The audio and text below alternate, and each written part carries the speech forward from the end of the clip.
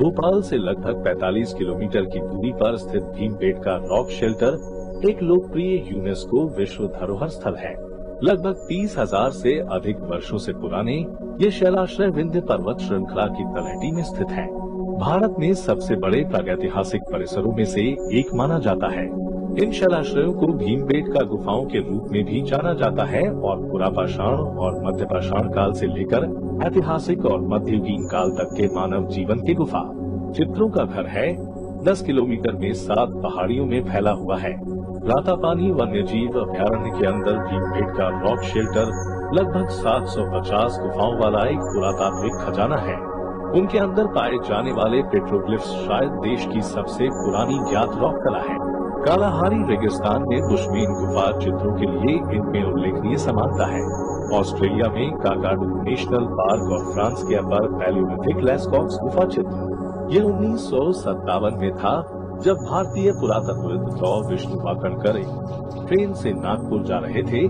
जब उन्होंने गुफाओं को देखा, वह चकित था क्योंकि उसने पहले स्पेन और फ्रांस में ऐसा ही कुछ देखा था। उस वर्ष बाद में वह इस क्षेत्र का पता लगाने के लिए पुरातत्वविदों की अपनी टीम के साथ गए और प्रागैतिहासिक युग से इन शैलाश्रयों की खोज की।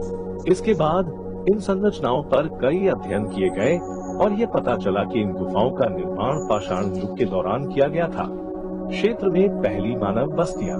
इन गुफाओं में चित्रों के बारे में दिलचस्प बात यह है कि उनमें भीमबेटका के करीब स्थित 21 गांवों में रहने वाले लोगों की सांस्कृतिक परंपराओं में एक मजबूत समानता है। भीमबेटका नाम के पीछे किंवदंती यह है कि पांडव भाइयों में से एक ने महाकाव्य महाभारत से अपने निर्वासन के वर्षों के दौरान इन गुफाओं में विश्राम किया। स्थानीय लोगों का कहना है कि भीम स्थानीय लोगों के साथ बातचीत करते हुए पहाड़ियों और गुफाओं के बाहर बैठते थे। इस प्रकार इसे भीमबेटका का नाम दिया गया है, जिसका अर्थ है भीम का विश्राम स्थल। भीमबेटका की 750 गुफाओं में से 500 में पेंटिंग है, जिनमें से अधिकांश को गुफा की दीवारों पर सफेद और लाल रंग से चित्रित किया गया है, जिसके बारे में माना जाता है कि इसे सब्जियों से निकाला गया था।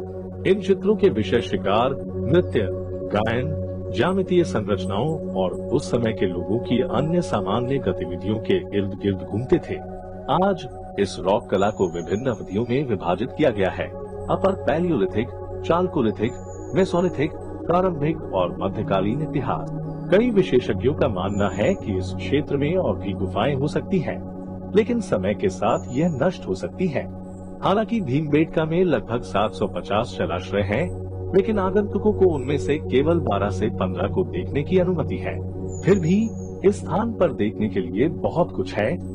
सबसे प्रमुख आकर्षण ऑडिटोरियम गुफा है, जो उन सभी में सबसे बड़ी गुफा है। गुफाओं के प्रवेश द्वार पर एक विशाल शिलाखंड है, जिसे किंग्स रॉक या चीफ्स रॉक कहा जाता है। गुफा चित्र देखने लायक है क्योंकि वे विभिन्न कालखंडों से मानव जीवन को चित्रित करते हैं।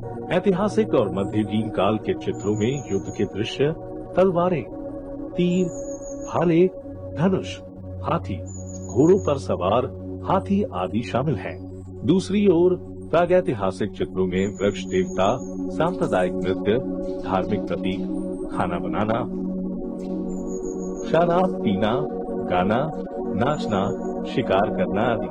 इन गुफाओं के भ्रमण पर आने वाले पर्यटकों को हजारों साल पहले इस ग्रह पर रहने वाले लोगों के जीवन के बारे में जानने का एक बार का मौका मिलेगा।